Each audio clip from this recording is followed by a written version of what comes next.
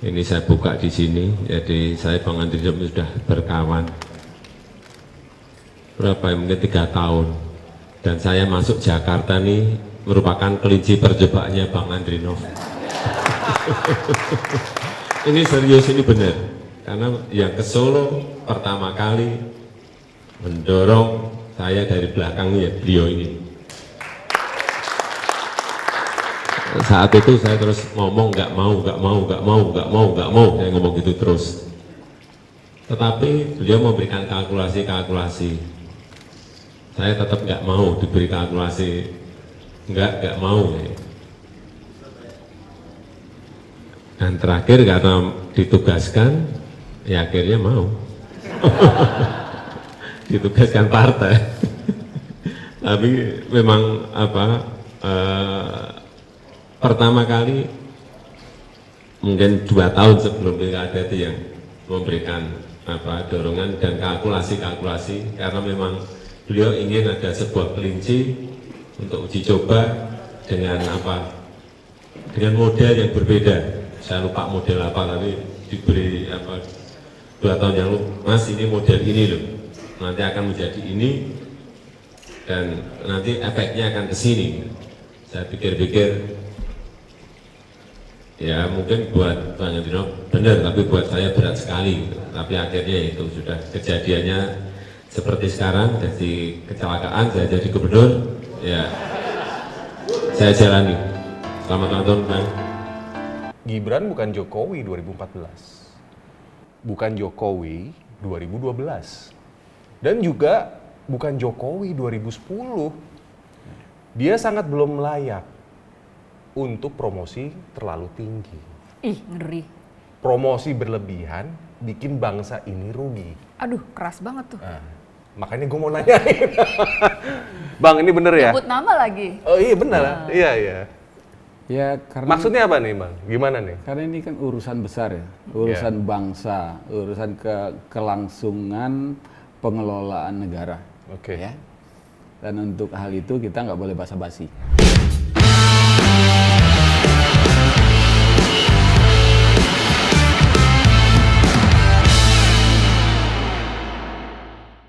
Guys, di belak-belakan ini gue kedatangan tamu-tamu keren nih.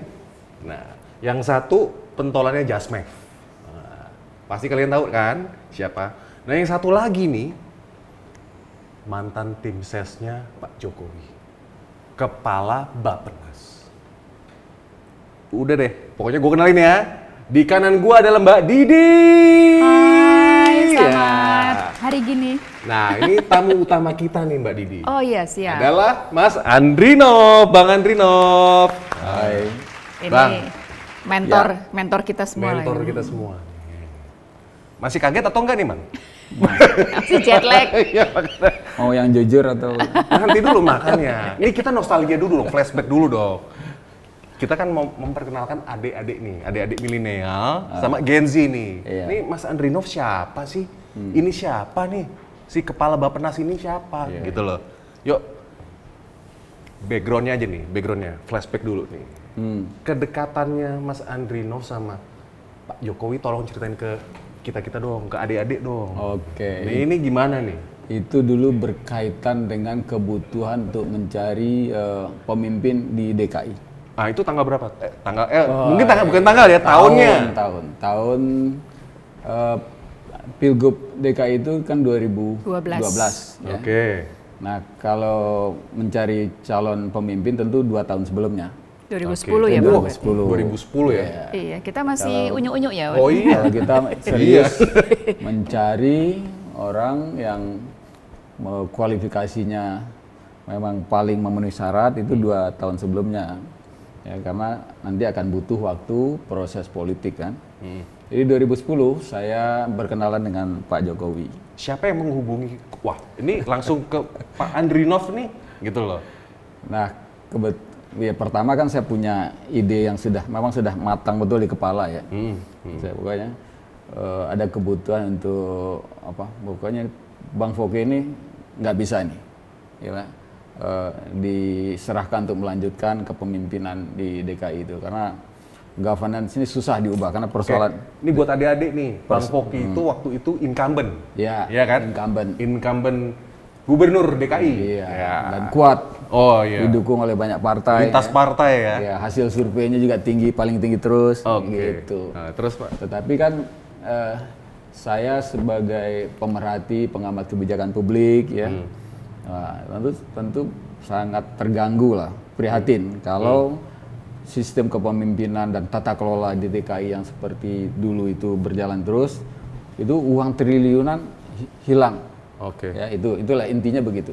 Oke. Maka muncul ide bagaimana mencari pengganti yang memang bisa melakukan reformasi, perbaikan tata kelola. Nah, kebetulan di tahun itu ada seorang wali kota terbaik, setidak-tidaknya menurut opini publik. Tapi memang secara faktual ya, saya harus akui itu wali kota terbaik, ya, yaitu Pak Joko Widodo, ya Pak Jokowi. Ya. Nah, 2010 karena saya sudah yakin betul ini calon yang paling pas untuk dipromosikan ke DKI ketika itu. Ya. Nah, saya berkenalan dan saya minta tolong ke seseorang, nggak perlu saya sebut namanya ya. Oh iya nggak usah. lanjut Bang. Terus? Oke. Untuk menjalin hubungan. Lalu saya dihubungkan. Beberapa hari kemudian saya ditelepon oleh ajudan. Ya, ajudan lalu langsung telepon dipindahkan ke Pak Jokowi sebagai wali kota. Ya langsung kita ngomongnya akrab. Lalu saya bilang ditunggu di Solo, saya akan jemput ke bandara. Ya seperti Pak Jokowi biasanya lah ya, sangat humble, sangat ramah, hangat gitu. Nah 2010 beberapa hari kemudian ya saya datang ke Solo. Nah, saya langsung membawa sebuah konsep strategi. Oh ini langsung tatap muka nih ya? Langsung tatap muka. Sebelum ke sana, kesan pertama dari Bang Andrinov begitu ketemu dengan sosok Pak Jokowi itu apa? Persis seperti apa yang saya baca di media. Apa itu? Orangnya beliau ramah ya, hangat, tidak berjarak ya. Bayangkan itu kami baru pertama kali ketemu. Hari itu juga sampai besok sorenya kita jalan seperti kawan lama. Dan enggak ya dengan memang gaya yang memang sangat-sangat hangat lah gitu. Ya. Pertama ngobrol sampai tengah malam, ya. Besok paginya jalan lagi setelah sarapan ke warung soto sampai sore ya. Soto mana? Soto Gading? Soto Gading. Kesukaannya beliau ya. ya? Makan siang lagi mampir di Pecal di jalan kecil gitu ya. Ya betul ya, hangat dan tidak basa-basi. Ya, otentik lah, otentik intinya. Rendah hati, ramahnya beliau itu otentik ya. Dan apa adanya ya. Nah, gitu.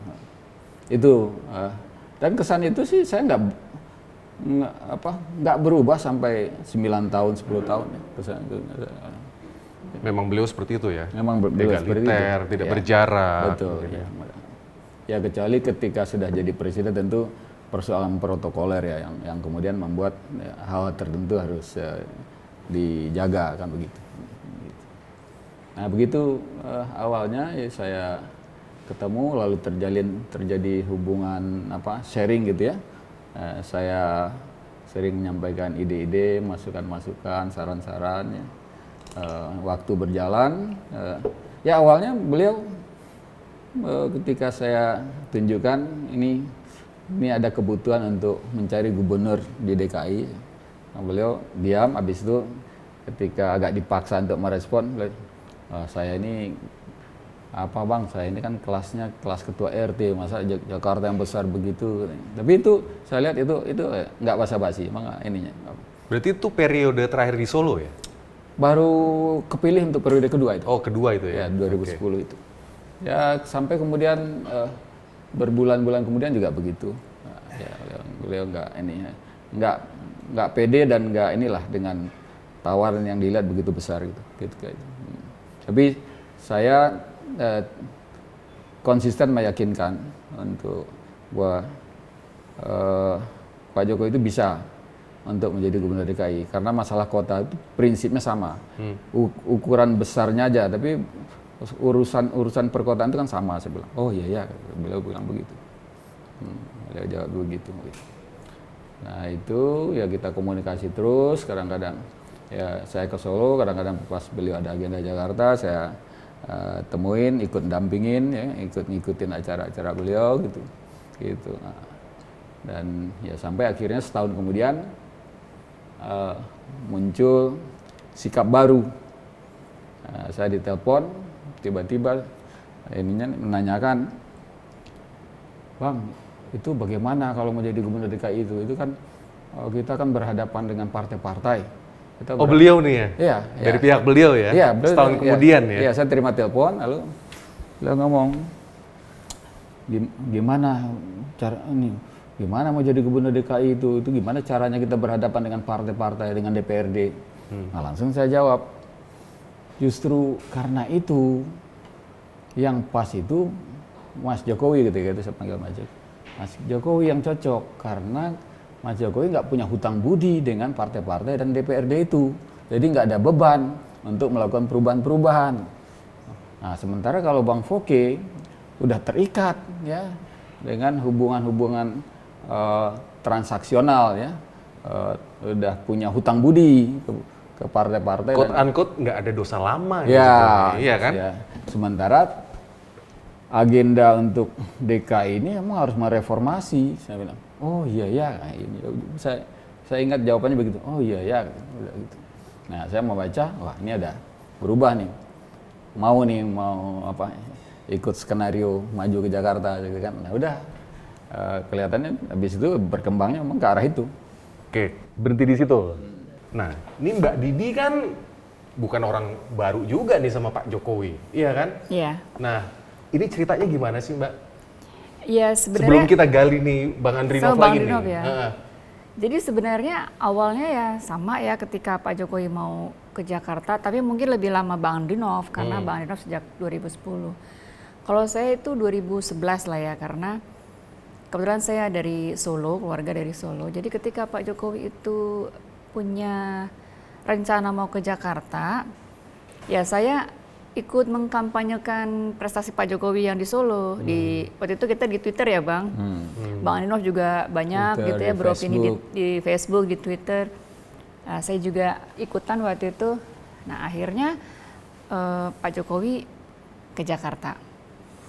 Nah kebetulan waktu itu beliau mencari rumah tinggal di Jakarta, lalu kami antar untuk mencari rumah tinggal. Akhirnya beliau menetapkan untuk tinggal di rumahnya Mas Rio Sarwono. Waktu itu beliau menetapkan tinggal di rumah Mas Rio. Ya udah sejak itu saya sama Bang Andrinov juga beberapa kali ketemu gitu ya pada saat kampanye Pilgub DKI Jakarta tahun 2012.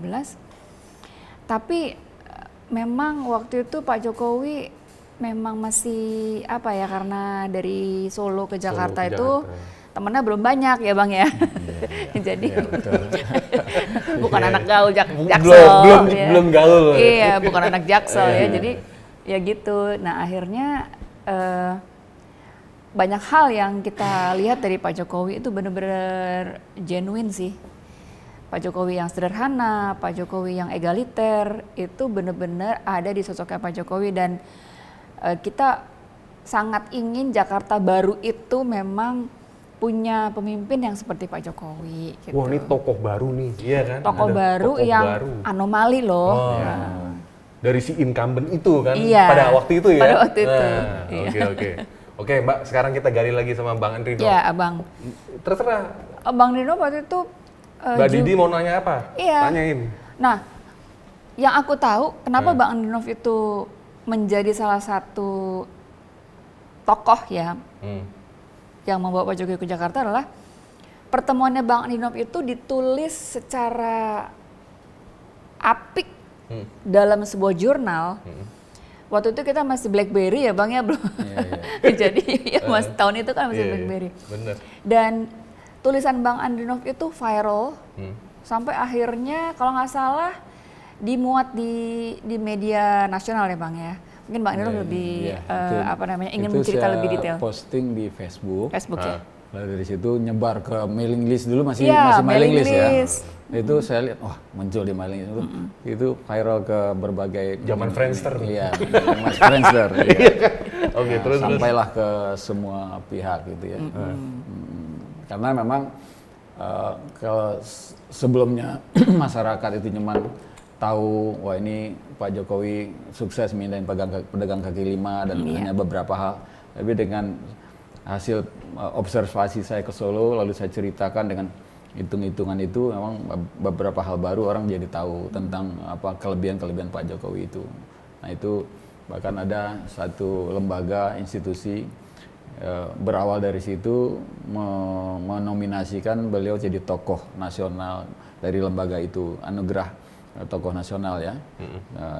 Dan ditambah dengan investigasi ke lapangan dan itu confirm apa yang saya tulis itu confirm gitu. Nah kemudian dapatlah satu penghargaan dari lembaga itu. Itu soal tulisan itu tadi begitu.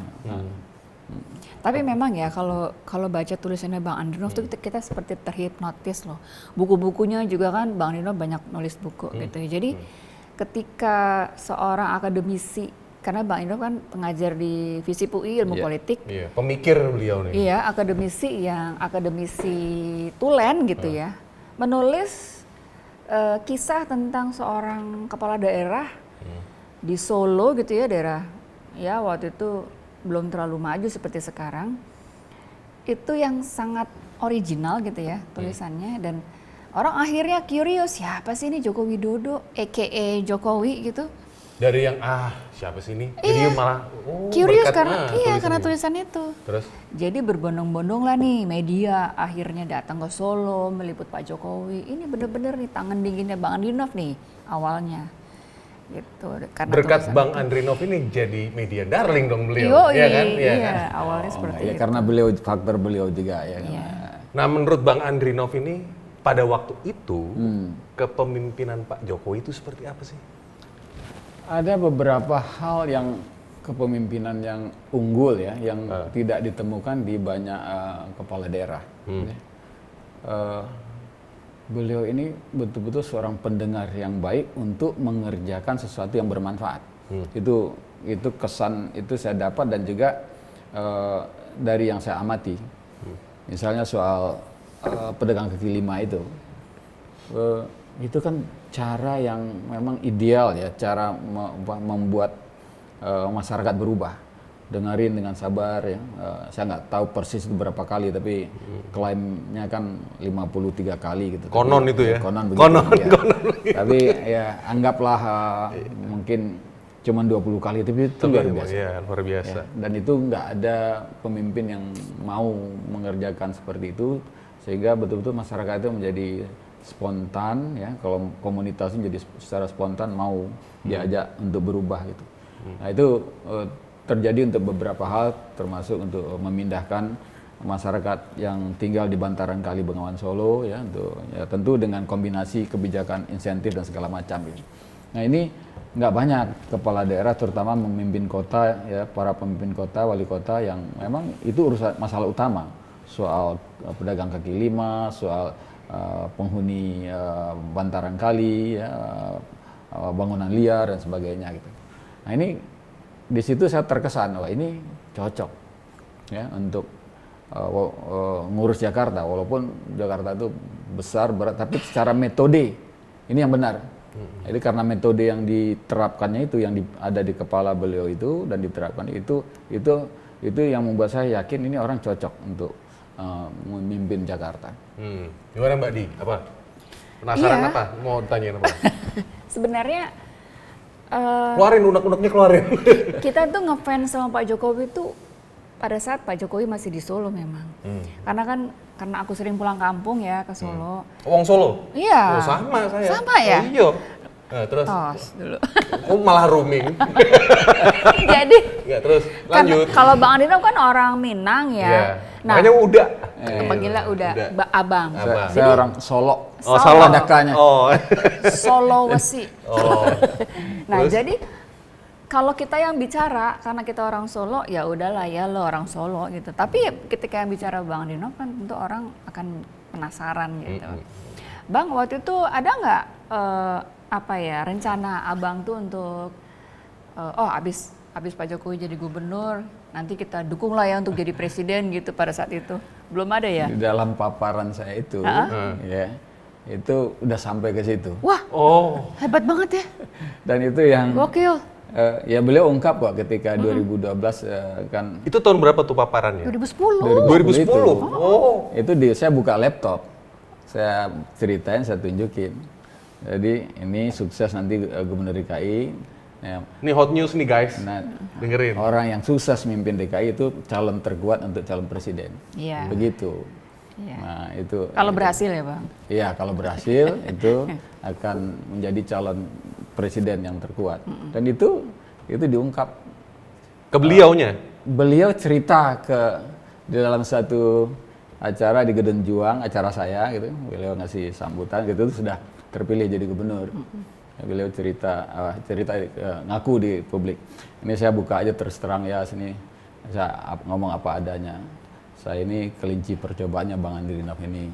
Beliau yang pertama kali beliau yang pertama kali datang ke Solo 2 tahun yang lalu, ngasih pandangan setelah jadi ini gitu. Nah, itu beliau memang nggak mengeksplisitkan, tapi orang nangkap lah. Maksudnya setelah jadi gubernur, kalau itu nanti jadi presiden gitu. Guys, gitu. ini nanti sekalian gue masukin foto insertnya yang kalian belum pernah lihat. Kita nih mau menggambarkan seberapa dekatnya Bang Andrinov sama Pak Jokowi, ya. Nah, udah penasaran, udah selesai. Ini gue mau nanya mengenai apa? Jadi untuk gubernur DKI itu karena saya lihat udah ada tanda dari beliau ya, lalu saya nemuin beberapa kali almarhum Pak Cahyokumolo. Oh, oke. Di Waktu samping itu sekjen ya, PD Perjuangan. ya sekjen ya, ya. Di samping beberapa politisi PDIP yang saya harapkan bisa komunikasi dengan Bu Mega dan pimpinan PDIP. Jadi saya bilang ini harus ini paling tepat untuk jadi gubernur DKI. Gitu. Nah almarhum Pak Cahyo kemudian menyampaikan ke partai ya, ke Bu Mega. Ini bukan kata saya, tapi ini pengakuan Almarhum itu. Almarhum berulang-ulang dan itu ada di media. Itu. Ya. Karena pada waktu itu kan PDIP kalau nggak salah kan mau mendukung ini ya, incumbent. Iya. Iya, ketua ini sih, ketua DPD. Itu waktu itu almarhum Pak TK lebih Condong ke sana ya?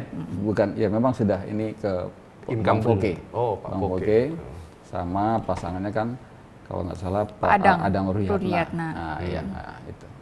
Mbak Didi, ini sebelum gue baca ini wall-nya FB-nya Bang Andrinov, lo masih penasaran nggak? Penasaran. Flashback-nya dulu nih. Iya, kita habisin flashback-nya dulu. Cerita flashback-nya. Jadi kita punya masa lalu yang indah sekali dengan Pak Jokowi ya Bang ya. Nah, Oke. yang membuat kita sekarang ini terkaget-kaget, Antara ya dan tidak ya? semacam Bener jet ya? lag. Oke. Kok bisa sekarang beliau tidak seperti yang dulu gitu. Jadi cerita indah masa lalu kita itu hanya kenangan belaka. Ya Bang ya? Loh, Yeah. Bang Andino udah senyum-senyum nih. Oh ini kalau ibarat kalau anak kecil main tak umpet cilukba ya? Kena cilukba. Karena aku kan follow semua akun sosmednya Bang Andino aku follow. Oke. Saking aku ngefansnya ya. Fans, oke. Nah, di Facebook ini Bang Andino nih statusnya udah galau nih. Nah, Antara galau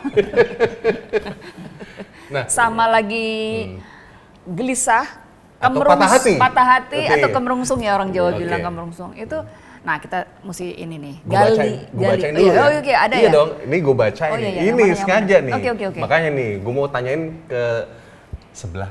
Iya kan? Iya, apa? Bang Andrinov, ini bener nggak nih tulisannya Bang Andrinov nih? Saya mohon izin, capture dari FB. Coba lihat profilnya pakai foto apa untuk lihat asli atau Foto Pak enggak. Jokowi. Pak Jokowi. Itu benar ya, asli ya. Oke, berarti boleh ya saya bacain ya. Atas seizin orangnya nih, ya. 31 Oktober. Bunyinya begini, guys. Gibran bukan Jokowi 2014. Bukan Jokowi 2012. Dan juga bukan Jokowi 2010. Dia sangat belum layak untuk promosi terlalu tinggi. Ih, ngeri. Promosi berlebihan bikin bangsa ini rugi. Aduh, keras banget tuh. Nah, makanya gue mau nanyain. Bang, ini bener ya? Sebut nama lagi. Oh iya benar. Iya, iya.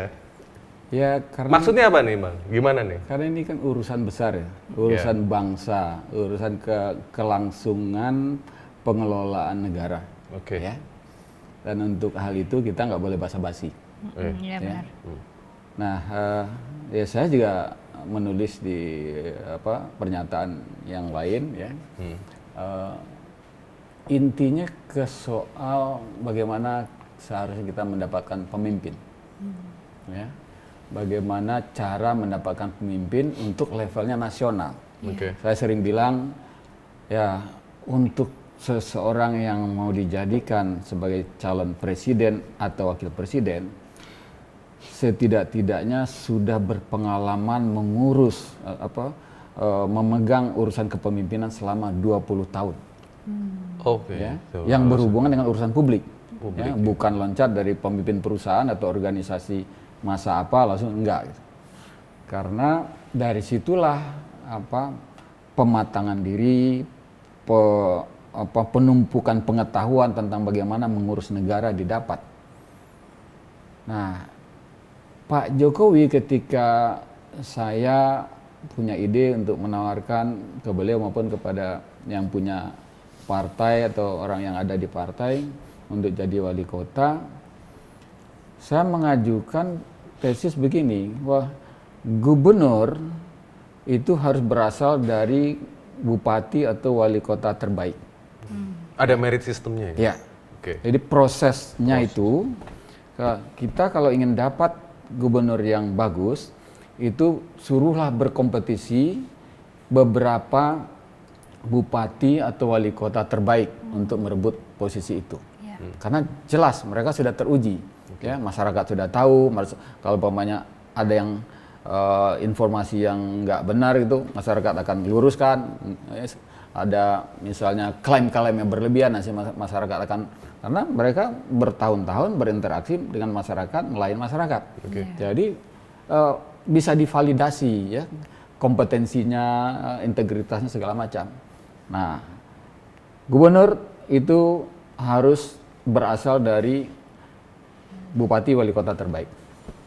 Nah, untuk presiden saya bilang atau wakil presiden, salah satu sumbernya adalah gubernur terbaik. Gubernur yang kita akui terbaik dari 34 provinsi, sekarang 38 provinsi ya, yang bisa kita nilai dengan metode-metode tertentu. Nah, itulah salah satu sumber untuk calon presiden, calon wakil presiden. Nah, kalau dia jadi gubernur itu adalah berasal dari wali kota atau bupati terbaik, kemudian dia sukses lagi jadi gubernur dengan beberapa gubernur lain di antara 30-an gubernur, silakan maju jadi calon presiden. Karena itu sudah teruji secara bertingkat. Ya. Nah, ya tentu saja saya kaget. Dan sampai sekarang saya mau percaya ya fakta, nggak percaya, rasanya saya nggak bisa Masih percaya. kayak ngimpi gitu ya? Iya. Nah, Gibran yang baru 2 tahun, ya, dengan pengalaman yang belum bisa dinilai dan prestasi yang belum kelihatan mana yang betul-betul prestasinya si Mas Gibran ini, tiba-tiba loncat calon wakil presiden.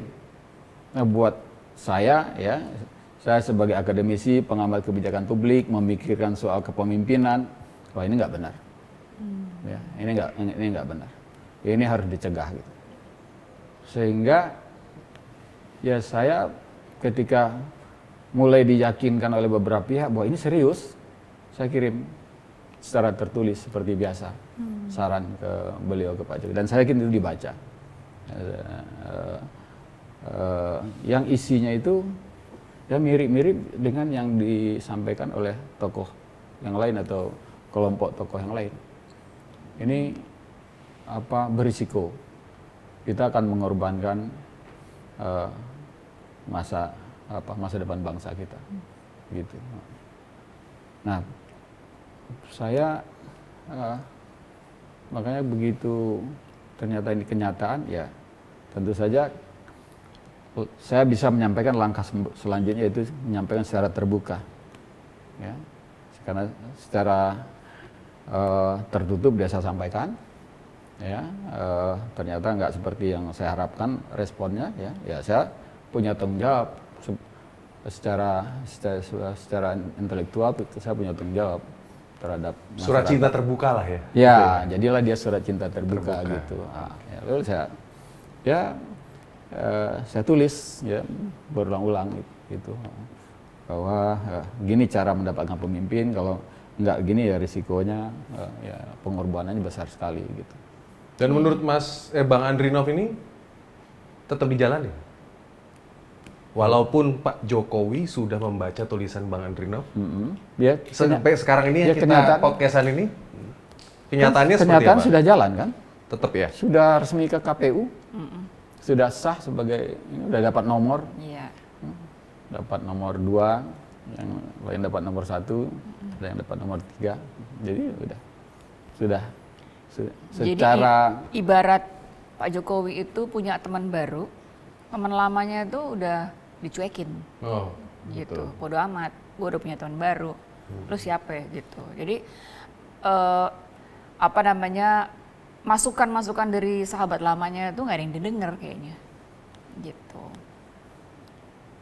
Menurut Mbak Didi, kenapa nggak didengar? Apa karena nggak pas, atau karena memang ada kepentingan baru, atau apa? Kan kita lagi bertanya-tanya nih, iya kan? Iya, makanya sampai sekarang ada apa ini gitu kan? Jawabannya hanya Tuhan dan Pak Jokowi yang tahu mungkin ya. Kita nggak tahu. Nah, Ya, kalau saya melihatnya gini. Ya, apa Mas Andrinov? Bang Andrinov nih? Jadi mungkin orang melihatnya secara parsial lalu jadi sekedar jadi isu politik ya. Tapi kalau saya melihat ini memang harus kita akui ini semacam dialektika. Khususnya antara Pak Jokowi dengan pihak PDIP atau Bu Mega lah ya. Ini kan awalnya memang sikap kebablasan dari Bu Mega dan PDIP ketika memperlakukan beliau ini sebagai kepala negara beberapa kali ya. Itu harus kita akui.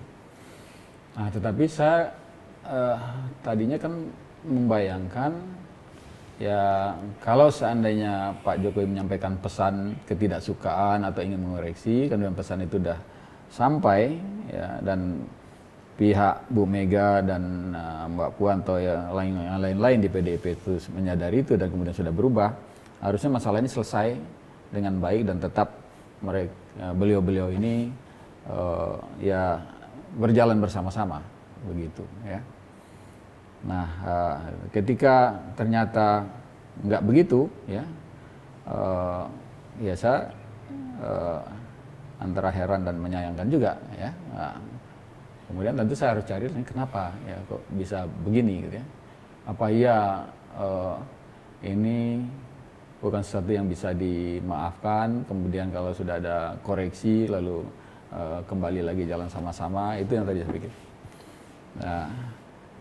Nah, mungkin ada faktor lain juga yang akhirnya ya kebablasan ini jalan, ya, agenda atau skenario lain ini jalan. Seperti? Nah, saya melihat ya ini juga masuk ke dalam jebakan strategi politiknya Pak Prabowo. Nah, gimana itu analisanya dari Bang Andrinov? Kalau kita baca kan pengakuan langsung dari Pak Prabowo sendiri, ya berulang-ulang loh.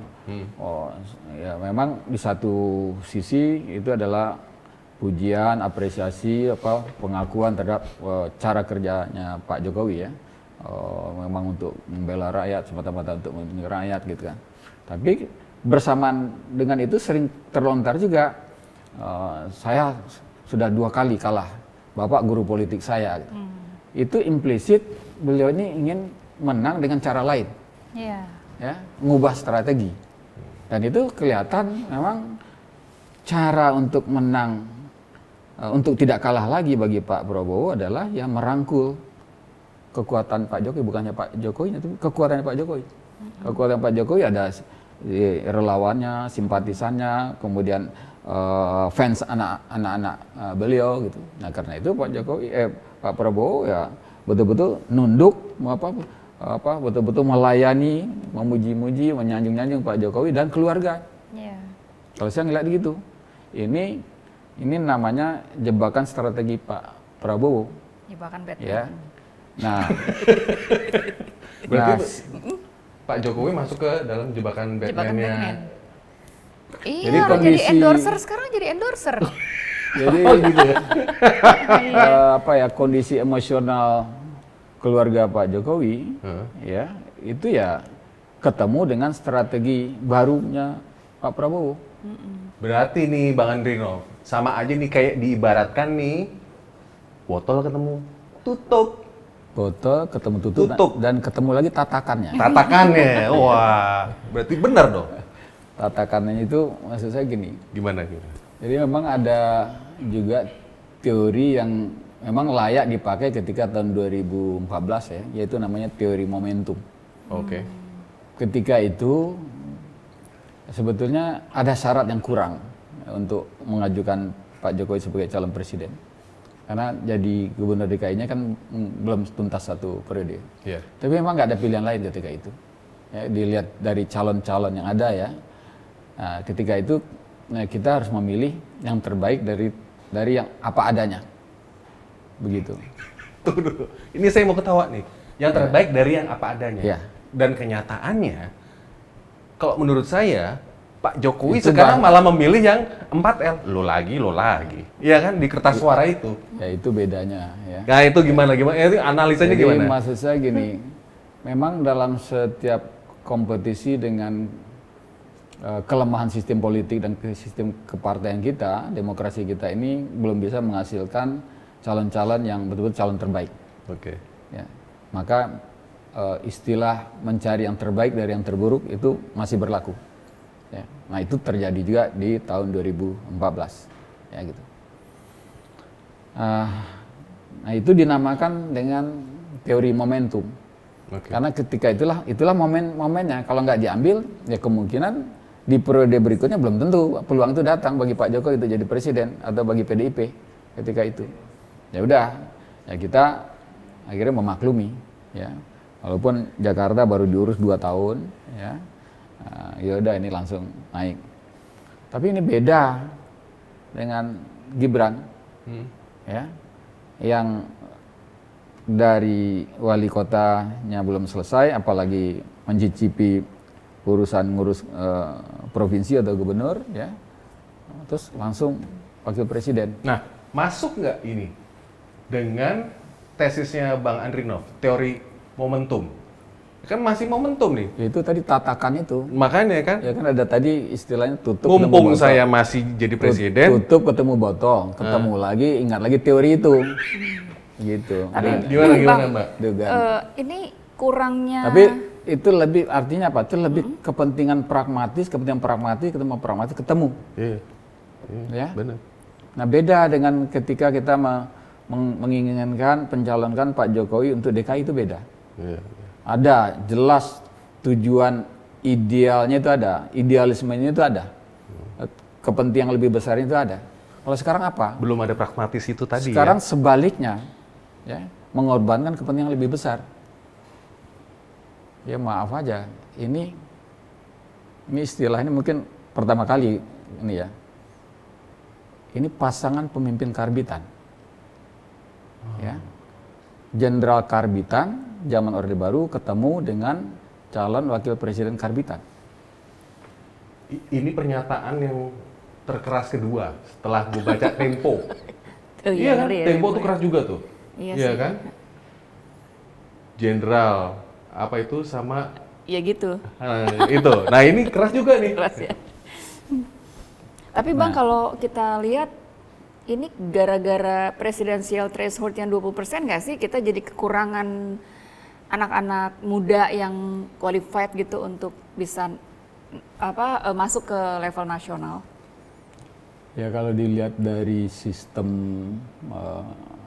pemilihan ya ada pengaruhnya. Tapi juga ketika kita nolkan sekalipun, tapi institusi di bawah itu tidak melakukan proses yang tadi saya katakan secara bertingkat memilih orang, menseleksi orang, nah itu tetap nggak jalan. Jadi tiba-tiba misalnya kita bikin 0 ya, tapi yang muncul asal-asalan dicalon, ada calon 100 misal gitu kan, tapi ya semuanya bukan orang-orang yang sudah diuji ya, secara bertingkat misalnya, bikin rame dan bikin pemborosan aja gitu.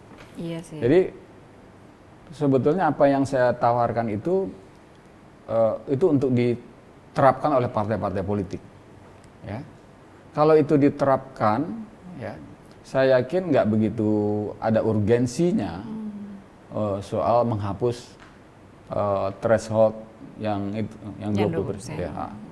Tapi kalau mamanya partai itu berkomitmen, ya, kita harus untuk calon gubernur harus yang terbaik di antara wali kota atau bupati, begitu.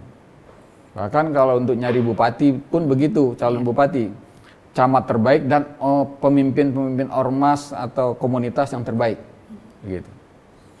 Tapi sekarang Bang, dengan adanya pembatasan dari partai politik sendiri itu, tidak ada lagi tuh merit system atau meritokrasi. Yang ada adalah orang yang punya uang, Ya. bisa membeli parpol, bisa membeli ormas, lantas masuk ke perhelatan nasional gitu. Ya, sistem atau praktek transaksi pasti akan terjadi. Tapi bagaimana kita mengarahkan atau meminimalisasi transaksi yang buruk, ya bisa jadi ada juga yang tokoh dia memang punya dukungan politik tradisional yang kuat. Apapun kinerja dia buruk pun dia pegang massa. Dia bisa mencalonkan diri, ya, nggak punya uang pun dia. Nah, kayak Pak Mahfud ya. Pak Mahfud itu 0 rupiah loh jadi cawapres. Ya karena profesional kan dia. Nggak apa-apa. Iya, Kalau artinya kita butuh kandidat yang seperti itu, dan partai-partai itu harusnya memunculkan kandidat yang seperti itu gitu, yang punya track record. Itu intinya gini kan. Yang berproses dari bawah. Betul. Ada pengakuan atau legitimasi dari masyarakat, itu yang paling penting. Bukan dropping. Atau bukan karena direkayasa dengan uang, dengan sumber daya yang dimobilisasi kan itu gitu. Benar. Nah itu yang tidak baik dan punya konsekuensi berbahaya bagi negara, bagi masyarakat gitu. Maka kompetisi secara bertingkat itu adalah mekanisme terbaik. Ya. Jadi ya kita cari ya. Kalau misalnya untuk gubernur DKI itu kan kalau saya dulu tesisnya wali kota terbaik di Indonesia harus kita bela untuk maju sebagai calon gubernur DKI gitu. Mau dari Solo, mau dari Sorong, mau dari mana, Medan, atau dari mana gitu. Kalau itu adalah wali kota, kita anggap wali kota terbaik, saya maju. Gitu. Mbak, ada yang mau ditanya lagi nih sebelum pertanyaan pamungkas ke Bang Andrinov. Kok udah pamungkas aja sih? Udah 40 menit. Nggak berasa ya? Iya. Pokoknya 2 hari 2 malam gitu di sini. Jarang-jarang loh Bang Andrinov ini baru di sini loh bicara. Nah, ada yang mau unek-uneknya dikeluarin lagi nggak, Bang Andrinov? Sebetulnya bukan unek-unek. Ya. Atau apa nih? Apa? Pokoknya saya menyampaikan apa yang seharusnya untuk kebaikan bangsa ini. Nah, berarti pesan untuk Pak Jokowi deh, lebih spesifik. Iya kan? Ini nasi udah jadi bubur. Nah, kita udah broken heart semua nih. Gitu. Bagaimana Oke, apa supaya yang kita perlu healing? Iya. Nah, gimana caranya? Healing liburan Mbak. Move on. Move on. Oke, gimana? Tadi Monggo. kalau saya ya, kalaupun harus masuk pertimbang pragmatis, karena Pak Prabowo ini ada kekurangan, ya kan beliau bukan orang yang karena prestasi yang dicapai nyata-nyata otentik lalu beliau dapat bintang 3 gitu ya, bukan kan? Itu harus itu fakta. Yeah. Nah, dengan kelebihan dan kekurangannya dan keberuntungannya beliau, ini kekurangannya harus ditutupi dengan pasangan yang betul-betul bagus. Bukan malah yang kualifikasinya rendah. Ya. Ini demi kepentingan nasional. Di situ yang bikin saya galau sampai sekarang. Iya gitu. Ya. Tampuk kepemimpinan nasional diserahkan kepada pasangan karbitan. Pasangan karbitan. Karena dua-duanya karbitan. Ini benar-benar ya, ini pinggir jurang banget nih statement-statementnya. WA kita di itu nggak? Disedap nggak nih? Ada lagi Bang. Ngeri-ngeri sedap nih. Itu ya. Ya. Itu pernyataannya bagus, walaupun ditubir jurang pun ya. Ada lagi Bang? Sebelum saya tutup.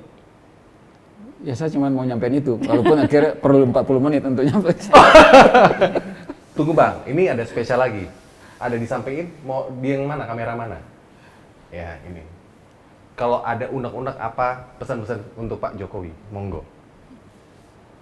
Ya, kalau Sebagai sahabat lama. ya Seorang Kalau- sahabat lama. proses ini mau tidak mau harus kita terima dengan alasan legal formal, ya. Ya ini harus disiapkan untuk menutup kelemahannya dengan cara yang lebih keras, ya. Kita harus jadikan kepemimpinan nasional dan pasang kepemimpinan nasional itu betul-betul bisa memimpin negara ini, ya ini kalau nanti terpilih, ya. Dengan sungguh-sungguh dan dengan kecakapan yang syarat-syarat kecakapan yang diperlukan, ya. Nah biasanya untuk menutupi itu, ya kalau memang secara figur personal, ya salah satu itu lemah, apalagi kalau dua-duanya, itu harus ditutupi dengan pembangunan institusi yang kuat. Tapi persoalan kita juga institusi kita lemah. Itu dah, Ya. perkaranya itu ya. Negara kita ini sampai sekarang, bahkan belakangan, ini mohon maaf, makin menjadi tempat untuk bagi-bagi. Ya. Dulu di awal penyusunan kabinet itu, kami ya, yang kalangan-kalangan akademisi intelektual yang ikut di dalam tim itu, ya pengen misalnya KSP itu jadi West Wing, tempat para intelektual memikirkan secara bertengkar, berdebat secara serius, lalu kasih rekomendasi briefing presiden tiap hari atau berapa kali dalam seminggu. Ya, tapi itu nggak terwujud, ya. Kemudian juga ya terutama di periode kedua, ya, itu lebih nampak pos-pos ini disiapkan bahkan ditambah-tambah untuk bagi-bagi kekuasaan. Iya, iya. Banyak Jadi kan. Mengakomodir Jadi ya. bukan memperkuat institusi, tapi mengabaikan institusi. Begitu. Sangat disayangkan. Nah untuk itu ini tantangan menambah lagi tantangan bagi institusi. Nah kalau mau bayar ya tapi susah berharap, terus terang aja. Ya. Nah, kita tinggal dengar aja apa strategi penguatan institusi yang mau diajukan dalam rangka mengantisipasi kelemahan pasang ini kalau pasang ini menang. Ya. Masa kerja presiden hanya untuk terima tamu, basa-basi, cerita gitu tentang politik, udah selesai. Nah, wakil presiden juga gitu, walaupun nggak tahu apa yang akan dikasih ke tamunya, dijelaskan ke tamunya, kan namanya pemimpin nasional itu kan punya kelebihan pengalaman yang harus dibagi kan gitu kan. Bayangin aja, ini baru 2 tahun jadi wali kota kecil, ya, terus yang datang Setingkat kecamatan itu ya, yang datang, 600.000 orang yang kan? datang tokoh-tokoh misalnya mau minta apa audiensi segala macam, apa yang mau disampaikan coba? Iya. Ya. Nah itu yang saya bayangkan begitu, yang saya khawatirkan itu yang akan terjadi. Maka kalau ditanya gimana caranya kalau memang udah terlanjur begini, ya komitmen untuk membangun institusi, ya, yang betul-betul institusinya untuk kepentingan publik, gitu. Bukan untuk tempat membagi-bagi kekuasaan dan sumber daya untuk kepentingan sempit, gitu. Oke, udah itu aja. Unek-uneknya Itu aja dulu deh. untuk sahabat lama. Oke. Oke. Iya. Oke guys, sampai ketemu lagi sama gua Singgi dan Mbak Didi di episode yang lainnya. Bye.